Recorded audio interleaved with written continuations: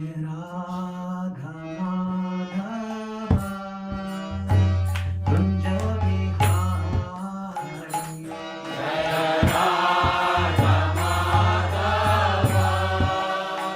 Kunja Vihari Jaya Radha Madhava Kunja Vihari Jaya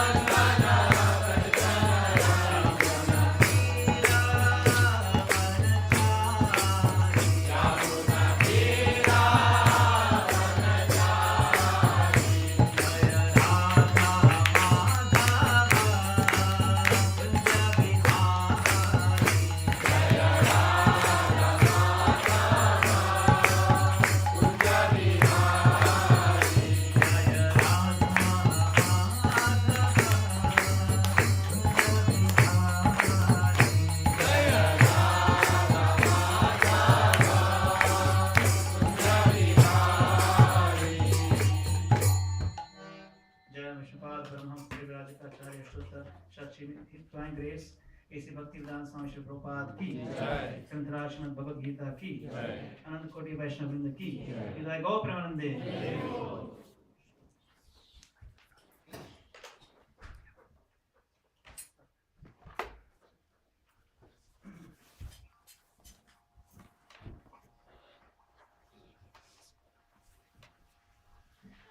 So,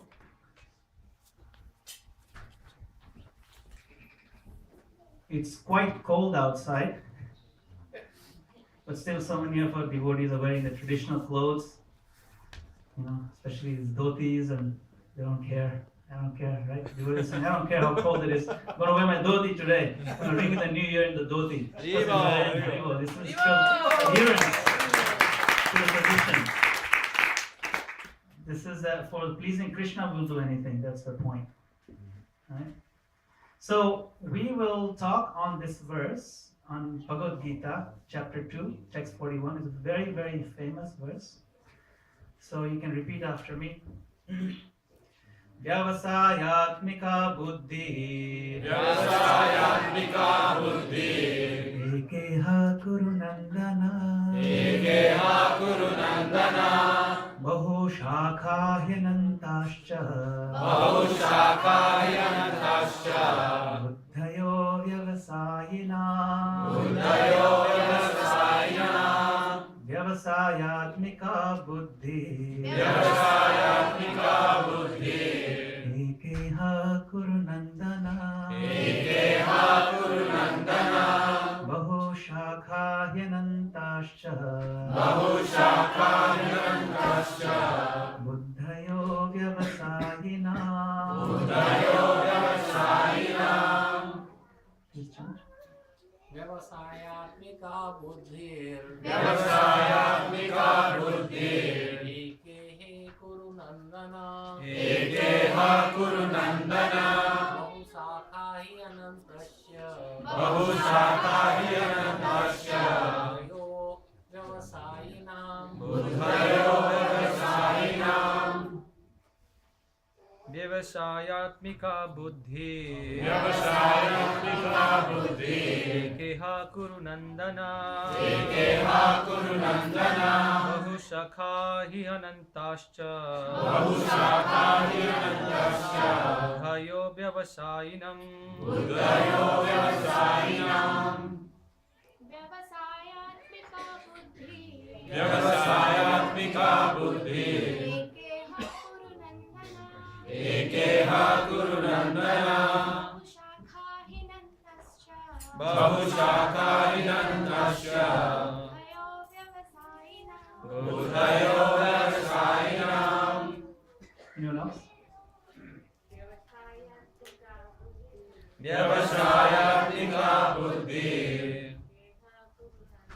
Ekeha kuru nandana.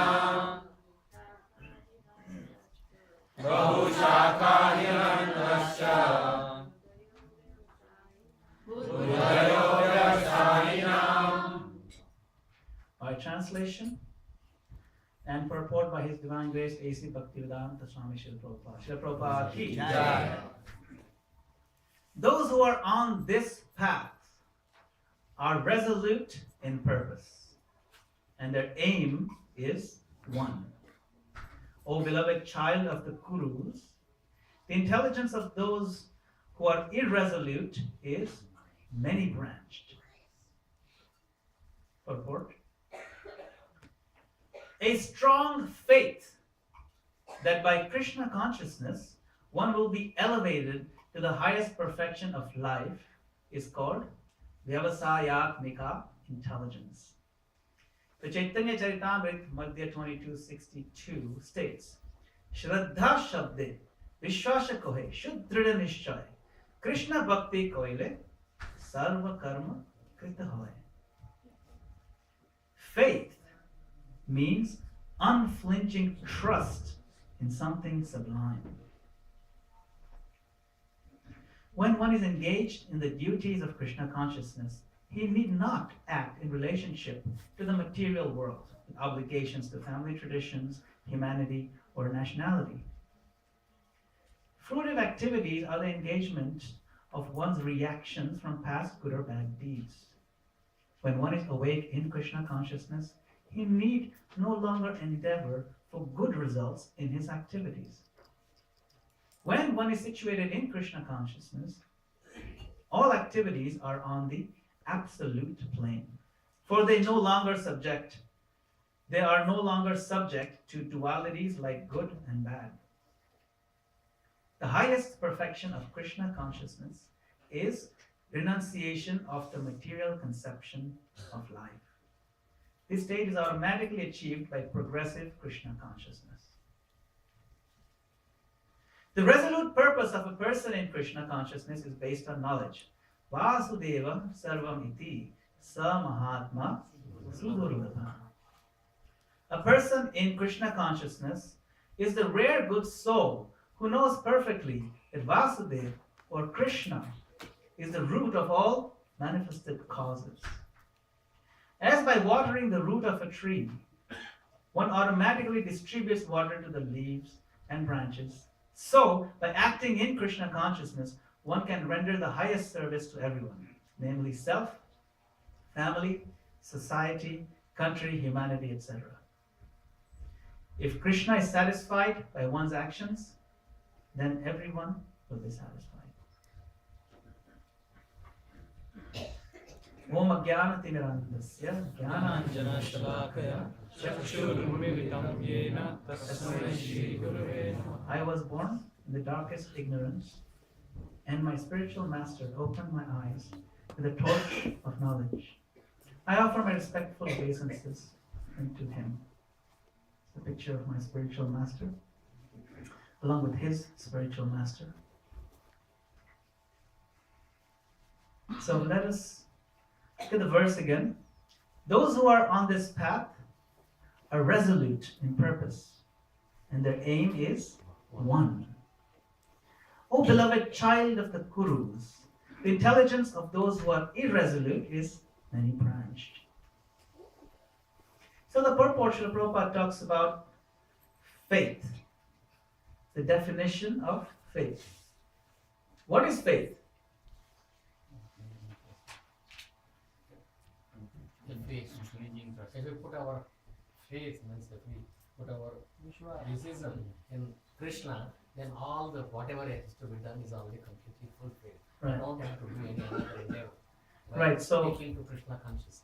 Right. So faith means to make a decision to put a trust in Krishna, such that so trust. What factors do we use to determine who to trust and who not to trust? Like, for example, if you want to buy a used car, and if you look through the yellow pages or look through the list of used car sales companies, if you find a used car company that says honest used cars, it says honest, so it must be honest. I'm going to put my faith in this person. There's probably a reason why they use the word honest in their name, right? Like, if someone says, I'm going to tell you the truth, from that point on, nothing is going to be true. I tell you a true thing now, okay? So basically, if you have to say something like that, it's probably not going to be true. So we have to make a decision, a proper application of intelligence, where to apply faith, right? The verse doesn't talk about faith. The verse talks about Devasayatmika Buddhi. The verse doesn't talk about Shraddha. Yet the purport dives into Shraddha. Interesting, isn't it? So why? What is the nature of that? A strong faith that by Krishna consciousness, one will be elevated to the highest perfection of life is called Devasayatmika intelligence. And then Mahaprabhu's definition, Shraddha Shabde. He actually, if you look at it, he's put the word Shraddha in quotes, which means he's going to define the word faith. And the definition of Vishwas. Vishwas means trust. Vishwasa ko hai, Shuddhrida Nishchaya. Nishchaya means determination. Shuddhrida means very, very firm determination or trust. On what point? On this one point. Krishna Bhakti Kaile Sarva Karma Krita Hoy. By practicing Krishna consciousness, everything else that needs to happen, happens. Everything else that needs to be taken care of, will get taken care of. What about my own happiness? What about, will I miss out on something? Right? Because generally, that's a fear. It's a big fear of missing out something. FOMO. What does FOMO mean? Everyone knows this. Everyone knows everything. FOMO 2018. I'm going to put a 2018 there for some reason. Right? Fear of missing out. I think the FOMO Festival 2018. Yeah. FOMO, I looked it up. I thought it was kind of interesting. This is from Wikipedia. Fear of missing out, or FOMO, is a pervasive apprehension that others might be having rewarding experiences from which one is absent. Oh my God, all my friends are going to watch the ball drop, and here I'm stuck in this Towaco temple. At least I'm warmer. It's really cold in Times Square right now. This social anxiety is characterized by a desire to stay continually connected with what others are doing. Let's check on Facebook, Facebook Live. Oh, the ball is dropping. I've never seen, actually I see it every year, but it must be cooler this year because, I don't know, it's a new ball or something, something new. freezing over there. There's a huge crowd. There's so much police, and all Starbucks won't let you into the bathrooms. It's awful. FOMO is also defined as a fear of regret, which may lead to a compulsive concern that one might miss an opportunity for social interaction or a novel experience or profitable investment or other satisfying events. And someone thinks, oh man, I feel so bad. I should have invested in Amazon in the 90s when it was like nothing, and now I should have bought Bitcoin when it was like 2 cents or something, you know. This is called FOMO, right? In other words, FOMO perpetuates the fear of having made the wrong decision on how to spend the time. As you can imagine how things could have been different or could be different. Krishna Bhakti Kaile Sarva Karma Krita Hoy. That by taking up Krishna consciousness, I'm going to be missing out on so many things. If we have that anxiety in our mind, then that faith is not very strong. It's actually not even faith. Shraddha Shabde Vishwasa Kare Shudrid Nishchoy Krishna Bhakti Kele Sarva Karma Krita Hoy. So, Krishna talks about Vyavasayatmika Buddhi Ek Eha Kurunandana. Kurunandana means son of the Kurus, Arjuna. Ek Eha, one-pointed, single-pointed intelligence. Single-pointed intelligence means I only want one thing. I don't want 2 things or 3 things. What happens if I want 2 or 3 things? It's called branches. Your intelligence is branched out. Instead of a single-pointed goal, we get multiple goals, then our intelligence becomes many-branched. Bahu Shakha. Hiyanantasha. Shakha means branches. So when your intelligence is many-branched, that is called irresolute. It's not resolute. Okay? So what is the point of one-pointed focus? The goal is Krishna. Krishna should be Krishna, right? So focus should be becoming Krishna conscious, understanding about Krishna, hearing about Krishna, serving Radha Krishna, and that will actually make us happy.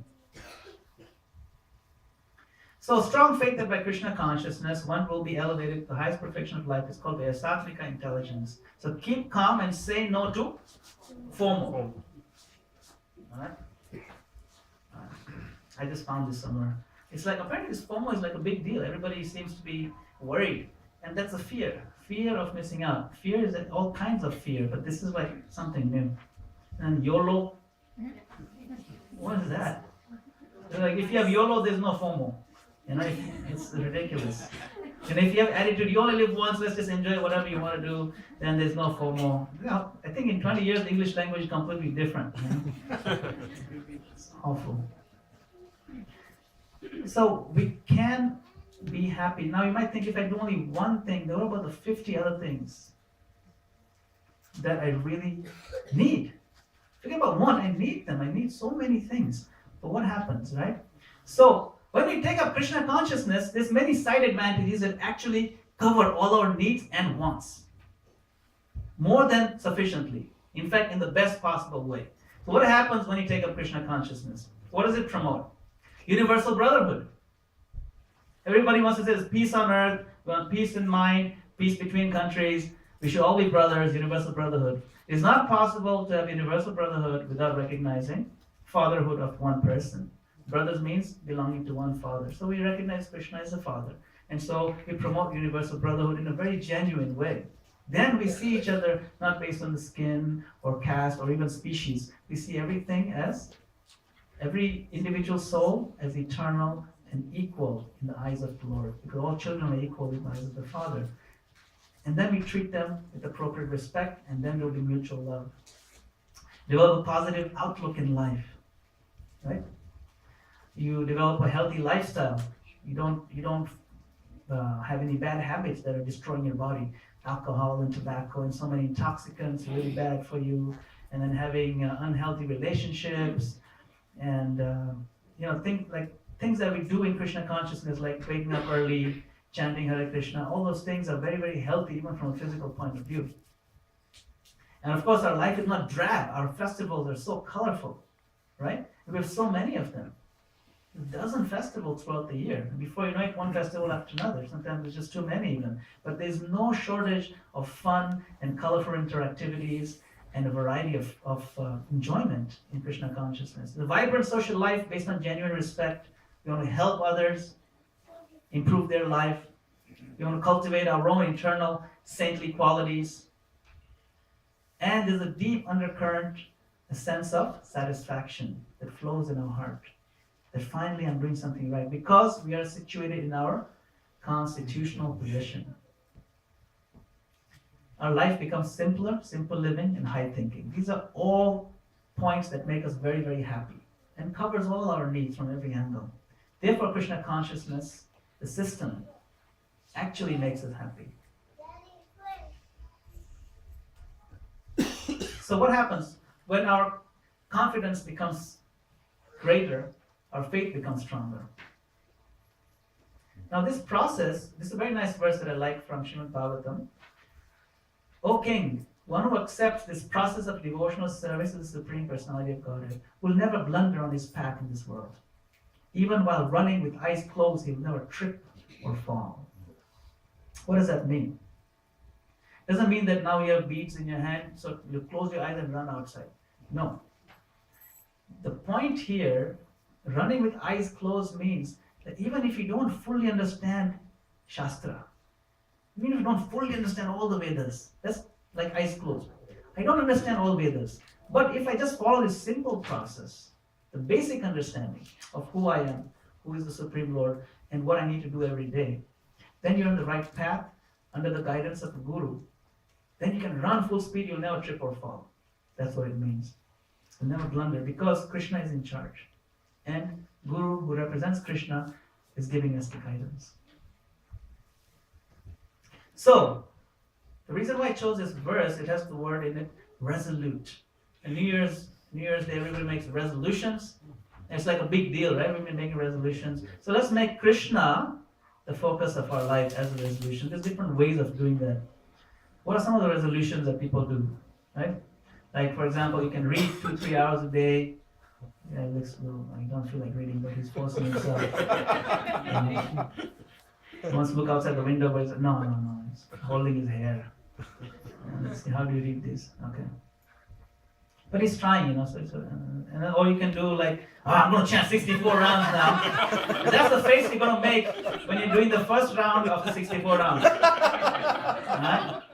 I'm going to shave my head, I'll wear this, I don't care how cold the floor is, I'm just going to sit in these robes, hold these beads and close my eyes real tight, my lips are going to stick out like that, and I'm really going to focus on 64 rounds every day. Alright, so I can make resolutions. But what happens with resolutions? I see December 31st, there's nobody at the gym. January 1st, everybody's there. You can see everyone, these are all your cousins, you can recognize them. You don't see that from the front, you can see everybody's, right? It looks like Kaushik Kaka, I mean everybody's there. Everybody who has the gym membership, but they haven't been using it. So January 1st, everybody goes, and the people who go regular, like, who are all these people all of a sudden, January 2nd, of course, back to normal. And some people don't even bother, like this lady over here. I didn't go to the gym today, but the cashier's name at McDonald's was Jim. So same thing. So we can rationalize, it's just close enough. I put on my headband at least. So this is, New Year's resolutions can be tough. Why? Because our minds are conditioned. It's very difficult to pull ourselves out of these bad habits. And then people will, if you say, I'm going to make a New Year's resolution, someone will come and say, good luck with your New Year's resolution, put in quotes, Or some people are so fried, I don't want to hear about it.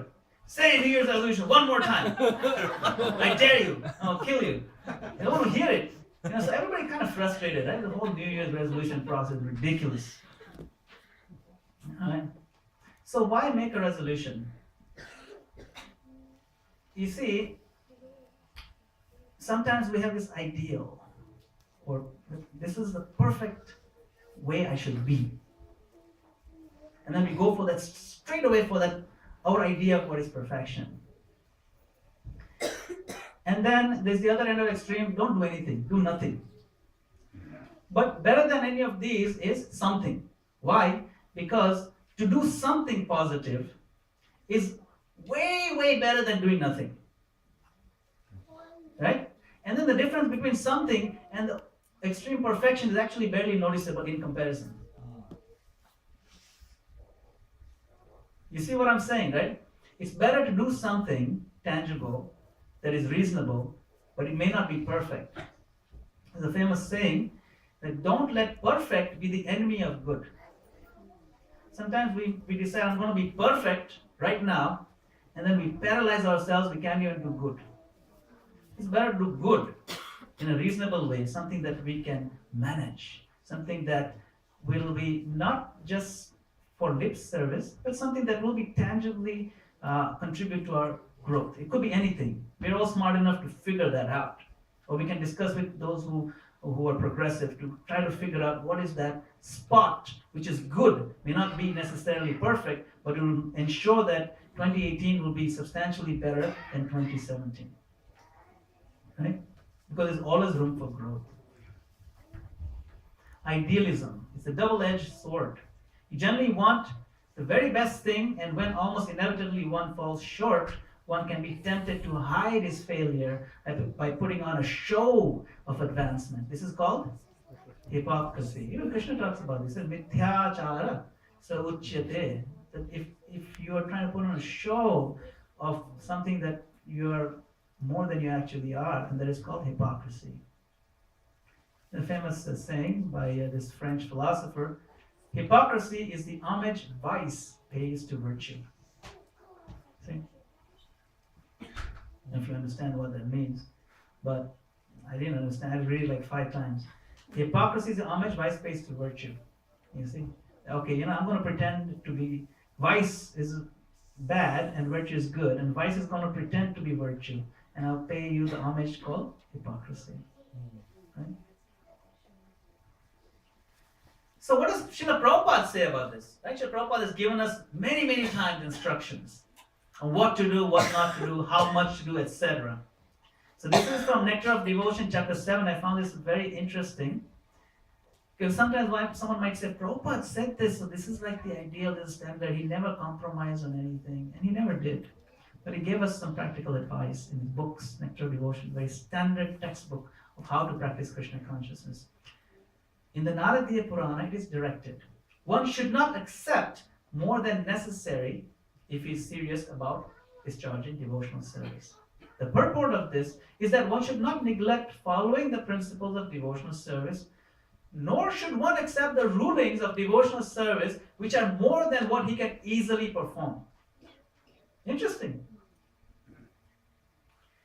If you cannot easily perform something, it's very difficult. It's so difficult. Right? One should not accept those rulings of devotional service which we cannot easily perform. For example, it may be said that one should chant the Hare Krishna mantra at least 100,000 times daily on beats, 100,000 names, which translates to 64 rounds, which takes 7-8 hours depending on. But if this is not possible, then one must minimize his chanting according to his own capacity. Srila Prabhupada minimized this standard for us substantially to 16 rounds instead of 64 rounds. But he said 16 rounds is a minimum to make tangible progress on a daily basis. 16 rounds is something doable by practically everybody. 64 rounds may not be, but 16 rounds is doable by even those who are working, even those who are commuting very far. It's quite doable. 16 rounds is not so bad. So, what are the key practices of Krishna consciousness? Main one. Chant what? Hare Krishna, Krishna Krishna, Hare Hare, Hare Rama, Rama Rama, Hare Hare. So what are some ways on how to chant this mantra? One is Kirtan, like we did just earlier. During the Aarti, we were all dancing in ecstasy. A lot of newcomers who come, they're quite astounded. Wow, these people are so happy. Like seriously, if you're not used to this, us guys are used to it. We sit every day, every Sunday at least. But if you think from an angle of someone who hasn't seen this sort of ecstasy, it's actually quite astounding. Usually you think if mandir, like a typical mandir would be, you go there, you ring the bell, there's a bell there, you bow down, they'll give you some chanamrit maybe, or some like rock candy, or half a banana, that's called prasad, and then you stand there and make sure that, like you're looking at the deity, and then you look on the side, when the other guy is ready to go, then so then you go, That's basically what you do in mandir. You don't come here and you find like 50 people jumping up and down and smiling from ear to ear like they're so happy. That's not what you expect. In ISKCON, we don't mess around. We don't dilute anything. We express our ecstasy in front of the Lord, and even if you're having difficulty expressing it, we encourage others to do it, to break out of that shell, that cold shell that's holding us back to express ecstasy. Because it allows us to show the Lord that, my Lord, I'm actually happy to see you. We may not be used to showing it that way, but when we associate with others, then we feel a little bit less inhibited. We feel more natural, So this kirtan process is actually very, very powerful and very authorized. Chaitanya Mahaprabhu himself, you can see, he is in the kirtan pose all the time because he's enjoying kirtan. And that's Lord Krishna himself. He's enjoying it, and he's inviting all of us to enjoy. No qualifications required at all. Okay? Another way of chanting Hare Krishna is japa. This private japa. This private japa, you can see some devotees, they have these bead bags. So you can chant the Hare Krishna Mahamantra. If you still have to vibrate the sound, it's not that it's in the mind only, you actually make the sound loud enough that you can hear, someone next to you can hear it. But the idea is that we can really connect deeply with Krishna in our heart and Krishna in the holy name. Krishna is available in our holy name, in the holy name. So now imagine that, we only have a few more hours before 2018, right? So there's nothing to imagine. But what if someone said that in 2018 I won't be able to chant Hare Krishna? All the chanting you can do has to be in 2017. Then what would be the quality of our japa? Right? It'll be pretty cool. At least this is the best we can muster. Right? So let us imagine this right now and chant 3 mantras together with the utmost intensity, as if these are the last 3 mantras we're going to utter. Why not? And push ourselves to a limit in terms of turning to the Lord, getting closer to His holy name. Okay? So let us close our eyes and chant all together. Hare Krishna, Hare Krishna, Krishna Krishna, Hare Hare, Hare Rama, Rama Rama, Hare Hare, Hare Krishna, Krishna Krishna, Hare Hare, Hare Rama, Rama Hare Hare, Hare Krishna, Krishna Krishna, Hare Hare, Hare Rama, Rama Hare Hare. Hare Krishna. This is nice, it's very purifying, feels good. Even 3 mantras, when done in a group like this, feels good. And if you remember to be intense and focused, we can get better and better at this process. So there's kirtan where you sing with others, there's japa where you chant with the beads in private, and you can sing when you're alone. There's nothing wrong. If you're singing too loud, the neighbors might complain. But you can sing like this guy is in ecstasy, right? He's singing in the shower. You can sing like this one in the shower, because you have to be in the shower anyway. Might as well sing Krishna's name. You don't want to sing like this guy got actually a sponge that's shaped like a microphone. So he really gets into it, And he put on his Sonny Bono sunglasses. He's really getting into it, We don't have to do that much, but at least we can sing when we get the opportunity, right? Isn't it? So tomorrow everyone should, right? In the shower. It's not so loud the neighbors are going to wake up from Muhurta, Alright, so this is the most important practice in Krishna consciousness, is chanting the holy name of the Lord. Because there's no difference between Krishna and His name. And there are no hard and fast rules, which allows you to do that in the bathroom. Alright. Key practices of Krishna consciousness, next one. Prasadam. This is awesome. It's like my favorite practice of Krishna consciousness. Especially because like I don't know how to cook, but I have a wife who cooks.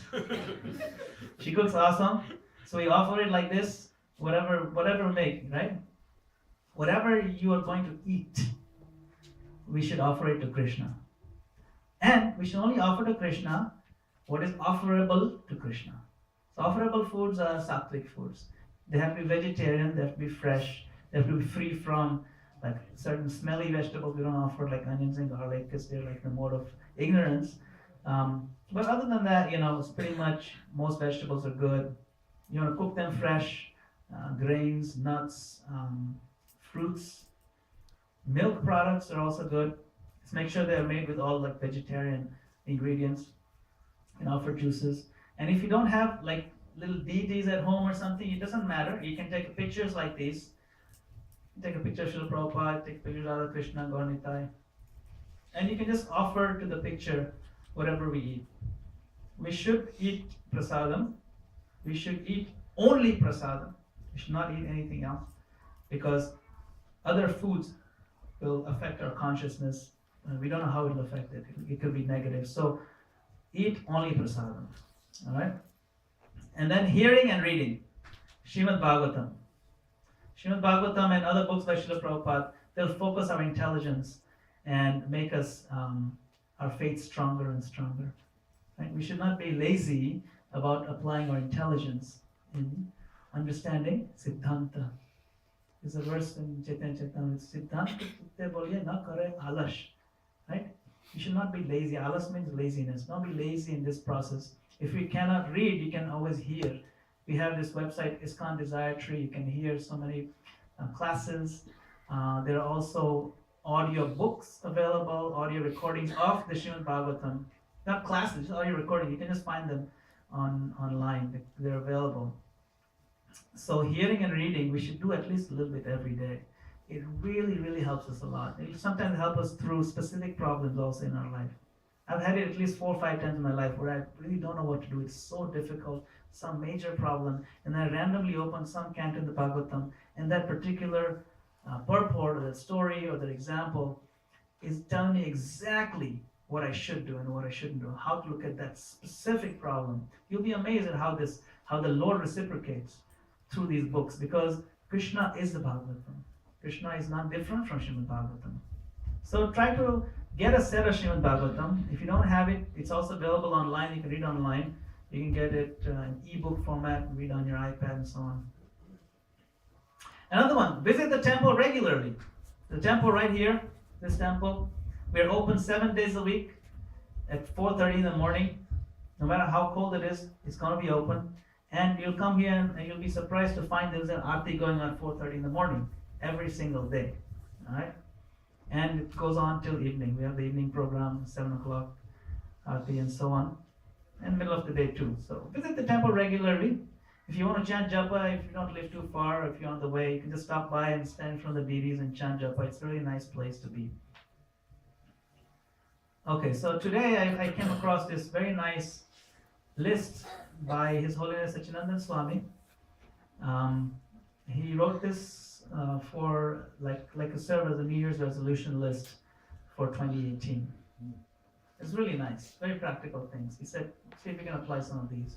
It'll help us improve. Choose good friends and dare to talk with them of things you are usually silent about. This actually comes directly from Nectar of Instruction. Which is that verse? Remember? Right. So how does the verse start? Dadati pratigranati kuhyam akashit prachati kumte bhojate seva sharvati priti lakshanam. Priti lakshanam. These are symptoms of affectionate dealings between devotees. So find a good friend. Of course, you want to find someone who is on your wavelength, who understands you, you understand them, etc. And you can talk and open up with them and ask, maybe talk about how can I improve, how can I help.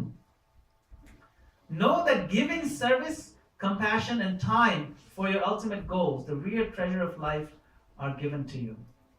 In giving service, in giving service, compassion, and time for your ultimate goals, you get the real treasure of life. So we have to give our time. We have to do service. We have to be compassionate. We have to be helpful. Right? Then we get treasures. These treasures are not going to come on their own. Then this is something we talked about yesterday on this point of deity worship. We're having discussion with devotees on deity worship. And when we offer deity worship or any other service we do, act out of love rather than duty. Of course, there are things we have to continue to do responsibly, even if they're hard, even if you don't feel like doing them, and you do them, that is called duty, because it's absolutely necessary to do it. But try to have the driving force be a sense of loving affection and care. Learn to think thoughts that give you energy. Right? It's possible, not only possible, it's very likely we tend to think, we tend to get absorbed in thoughts that are very negative and they zap our energy. Two things that are very limited in this Kali Yuga are time and energy, actually. If they zap our time and they zap our energy, we don't get anything progressive, we should avoid those as far as possible. Right? We tend to lament, we tend to hanker, two things. Right? Those lamentation and hanker actually zap your energy. Right?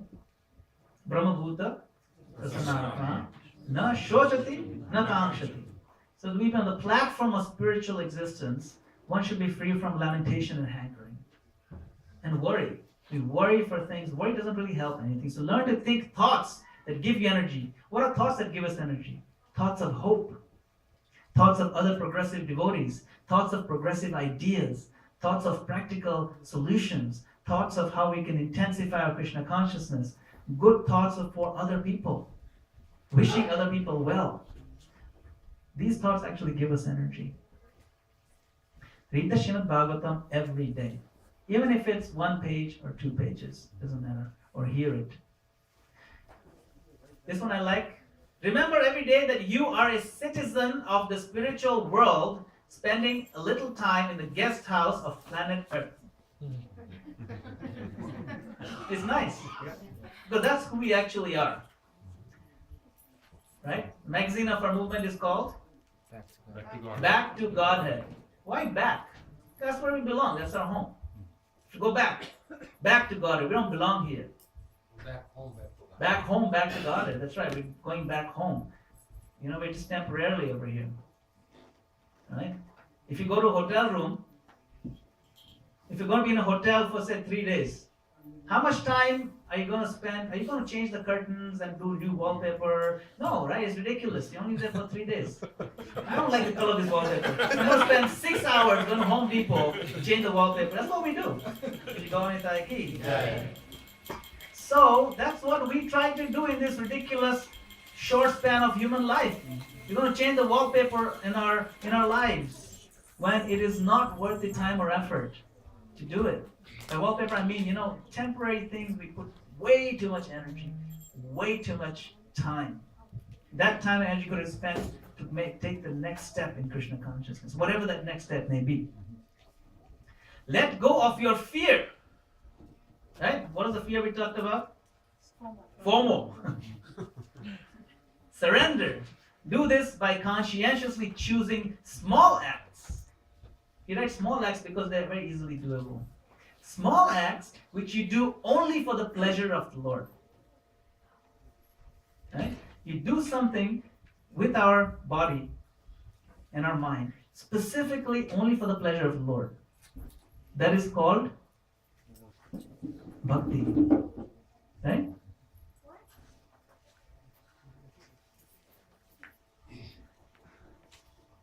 Does anyone know the definition of bhakti? As given in Narad Pancharatra. Narad Pancharatra is our textbook on bhakti. And there's a famous verse in there that defines bhakti. This is called bhakti. No, that is not Narad Pancharatra. Yes. Sarvapadhi vinirmuktam tatparatvena nirmalam rishikena rishikesha sevanam bhaktir uchyate. Bhaktir uchyate means this is called bhakti. To give up our designations and use our senses to please the senses of the Lord. So that's what this is. Small things to please the Lord. Write down your realizations and share them with others. This is always nice to do. You know? Listen to saints every day. You can read what they wrote. You can hear what they say. There's a lot of recordings available. So goals. I'm just going to wrap up now. Short-term goal. Try to read a little each day. This goes on Bhagavatam. Medium-term goal can be, let's finish the Bhagavatam the next year or 2 or 3. You can do something like this. This is a medium-term goal. The short-term goal, from tomorrow, read a little each day. Even if it is half a page. If I don't have the book, I'll go on vedabase.com or something. It's all out there. It's all available on my phone. I can read it. Half a page, 1 page, 41 pages. If you read 41 pages every day, why 41? Why not 40 or 42? If you read 41 pages every day, in 1 year you'll finish your Bhagavatam. 41 is it's a bit much maybe. If you're in 2 years, you can do 20. Anyway, so medium term, finish Bhagavatam next year or 2. You can do it 4 years, doesn't matter. Let's try to finish it. And of course, long-term goal, dance with Krishna. Long-term goal, multiple lifetimes. But Srila Prabhupada said, if you follow intensely in this lifetime, we should all go back home, back to Godhead. It's not impossible. He's given us everything we need to do. Long-term goal, dance with Krishna, because this is where we belong. Krishna. Thank you very much. Srila Prabhupada ki. So, any questions, comments, discussion? Yes, Prabhu. Prabhu, very nice class. Thank you, Prabhu. And so, on the first one, Prabhupada mentioned this sentence, so I need clarification. One who is engaged in the duties of Krishna consciousness, he need not act in relationship to the material world with obligations to family, traditions, humanity, or nationality. Right. So, how does that practically possible? So, what does that mean? Look at that. That's, I guess the page on the letter right there. When one is engaged in the duties of Krishna consciousness, he need not act in relationship to the material world with obligations to family traditions, humanity, or nationality. So this is an important question, because what are obligation to family tradition? In our yes, my question. Yes, okay. So the question was this sentence: when one is engaged in the duties of Krishna consciousness, he need not act in relationship to the material world with obligation to family traditions, humanity, or nationality. How does this apply to us practically? How are we supposed to understand this? Are we supposed to stop doing everything for nation or humanity or family traditions? So what this means is that when we are born in this world, we owe a debt to a lot of things. We owe a debt to the nation that we're born in. We owe a debt to our forefathers and our fathers and parents and our family, because they gave us the body. We owe a debt to all of humanity, without which the whole society cannot function. We owe a debt also to demigods and so on, who provide us with air to breathe, water to drink, etc., etc. So one example is this Pindadan. Pinda is an obligation that we are born with. We have to offer Pinda to our forefathers who are in Pitruloka. It'll help them in their journey in the afterlife, right? But for one who is Krishna conscious, who is chanting Hare Krishna, serving the Lord, that Pindadan gets taken care of. That Pindadan becomes actually immediately optional. Why? Because what you are offering to your forefathers by becoming a devotee is far greater than any Pinda. It's far greater than any food grains that you're going to offer that they're starving in some difficult place. No, it's far greater. If your duty is to give your forefathers $100 every month, but instead of $100, you give them $100,000 every month. Then if someone criticizes you, hey, you're not giving $100, you're supposed to give $100. But I'm giving 100,000. No, but 100 you're not giving. No, they cannot criticize that you're not giving 100 because 100,000 already includes all that 100. You see, so it becomes immediately optional or actually obsolete. All these subtle obligations that we have. Doesn't mean we give up our legal obligations. If you're born in certain countries, you have to enroll in the military, for example. If you're born in Israel, every Israeli citizen has to be in the military for some years. That's just the way it is. You can't say that, I'm Krishna conscious, so I can't do this. Even here, when they had a draft, you know what's a draft, right? Like when you open the door and cold air comes in. That's a different draft. There's another draft in the 60s where you were obliged by the government to join the military if you're within a certain age. If you're a male, between a certain age, you have to join the military and go to Vietnam and fight. But they did allow religious exemption, that if you can prove that in your religious basis, you're a conscientious objector or something like that, then you could be exempted from the draft. So even that, Krishna consciousness could have saved you from the draft. But point being that you're not obliged. It's just a crude example. The point is that the things that we owe to society by becoming a devotee and giving your mental and your time and other resources, energy, to promoting Krishna consciousness, that promotion of Krishna consciousness is such a greater service to humanity that our obligation to humanity is more than fulfilled, much more. That's what Prabhupada is saying. And then the example that he gives, very standard example, you water the root of the tree and then the branches, the leaves, everything gets nourished because you are actually doing a more direct service. Not only that, but those who are doing the other way are not even watering the tree properly. He's spraying water on the leaves. What good is that? It doesn't work. The leaves cannot absorb water. They're not designed for that. Only the root absorbs water. You may think you're watering the tree. So that's the point. Our obligations are fulfilled when we get devotees. Right? Sarva karma krita hoy. Is that good? Thank you. Right? Yes. Prabhu, can you please clarify if, one confusion I have. In the class you mentioned that there is a good and there is perfection. We may not achieve perfection, but at least try to do good. In the light of going back to Godhead and perfecting this life and making it back home, how do you justify? How do we think it in terms of how much is good, or should we pursue perfection or not? How do we think in that terms? Okay, so the question is, should we pursue the state of perfection, or should we just completely abandon that pursuit in the name of practicality? Right? So this is where it's a very good question, because sometimes like the example Prabhupada gave is that the 100,000 may be difficult to do, the 64 rounds, but he said we should do minimum 16 rounds. Right? So in ISKCON, our bare minimum is called 16 rounds, but depending on the person, perfection is 16 rounds. Right? Because, right? I don't know if that's a good example, but what is that perfection? And what is that pursuit? So the pursuit means I need to become a pure devotee. Pure devotee means fully focused on Krishna and fully following the rules, follow the direction of spiritual master.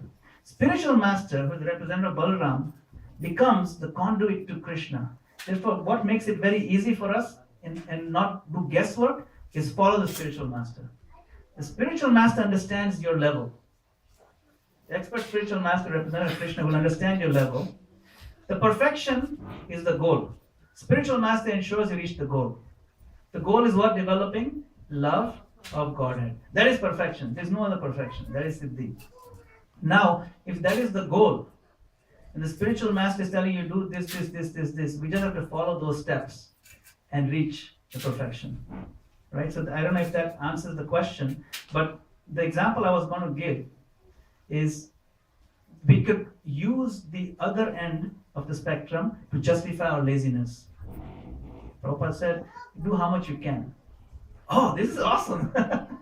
Right? I can just do, like in the japa beads, right? We have the counters, right? We have 16 on one side and 4 on one side. Right? So, this is awesome. Some days I can do 16, some days 4. The reason we have 4 on the other side is you have to multiply with 16, you count 64. That's the reason why we have those 4. Okay? Those 4 on the other side. So you may think some days 1 round, 4 rounds, who cares? So then Prabhupada explains that no, we've minimized to 16, but why is it bare minimum? Because you cannot cook with smoke. You may argue that where there's smoke, there's fire. And so, something I'm doing, but if we don't do the bare minimum, we'll not even make any progress towards achieving perfection. Perfection has to be reached. That is the goal of everyone. And it's possible to do in one lifetime if you follow the bare minimum. Bare minimum by the mercy of the spiritual master, who is actually negotiating with Krishna on our behalf, actually. The negotiation that the spiritual master does on our behalf, that he closes that bridge between imperfection and perfection, and he's that bridge between it. But the bare minimum has to be done. If we say the smoke is there, I put some rice and water and dal, and then wait for khichdi, you'll never make khichdi. You must have some bare minimum temperature. They say you cannot cook with smoke. So we may make arguments, but spiritual master gives us at least some standards to make tangible progress. There is such a thing as objective, tangible standards, which is what we have. So I think your question was to make sure that how do we not fall into the trap of taking advantage of this liberal, right, practical, and become lenient on ourselves. Because it's very easy to become lenient on ourselves. That's the best thing we can do, right? If you want to go to gym, but you said, I went to McDonald's, the guy's name was Jim, it's close enough, So that's the reason why I gave that example, is because our mind very easily jumps to the least common denominator, always. And our mind is very, very strong and powerful like that. Therefore, the spiritual master and the books and the guidance, the practical guidance is given. See, he's lowered the standard for us substantially. So then now we should jump and take it. Prabhupada would say that in the past, yogis, just to get a glimpse of the Lord, they would, in the winter time like this, they would submerge themselves in the Himalayas in cold water like this for hours on end and focus on the Lord in the heart. And in the summertime, they would surround themselves with fires. Summertime, when it's 100 degrees plus, and they would burn fires all around, practically almost burning them, and sit like this and tolerate that. And we can't do this much. We can't do 16 rounds, 4 regular principles. It shows that there's some intensity required. Tivrena bhakti yogena ejete purushantaram. Intensity is required. So you cannot cook with smoke. You want to learn to turn on the fire. Learn from Srila Prabhupada, learn from the books, learn from other progressive devotees. And the reason why I use progressive devotees is that those devotees who can help us on a practical level day to day, who can give us genuine guidance and understand our modern problems. Those devotees, we should hang out with them. Understand how they're also making their own progress and learn. Right? Is that good enough? All right. Srila Prabhupada ki Jai. Hare Krishna.